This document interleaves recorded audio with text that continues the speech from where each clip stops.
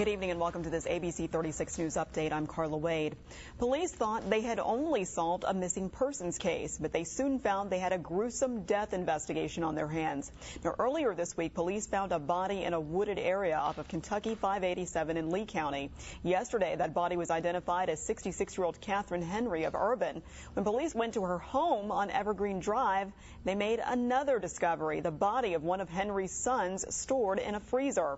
Kentucky State Police say 41-year-old Paul Richardson had died of an apparent gunshot wound to the head. Two people were arrested for the murders. One of them was another of Henry's sons, 27-year-old Leonard Henry and his girlfriend, 21-year-old Opal Ashcraft. Shocked family members gathered at the home today.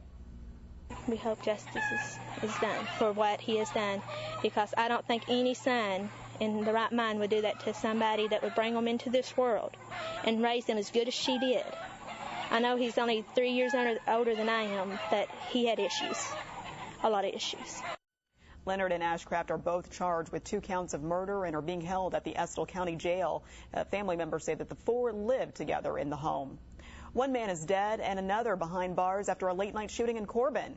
Now, these are pictures from the scene taken by the News Journal of Corbin. Police responded to reports of shots fired at the root beer stand on 18th Street just before 10 last night. Officers say that 39-year-old Todd Carter and 55-year-old Larry Wilson were fighting when Carter was shot in the chest. A little girl nearby was barely missed by those bullets. Carter was rushed to the hospital where he later died. Wilson was arrested and is charged with wanton endangerment and murder. The cause of that fight is not known.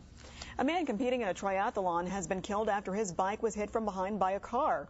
The driver, 28-year-old Kenneth Yates, hit the victim and kept driving. That's according to police. He was eventually stopped by an off-duty officer, and that's when he ran from police. Yates was brought back to the scene by his mother and now faces charges including assaulting a police officer and driving under the influence.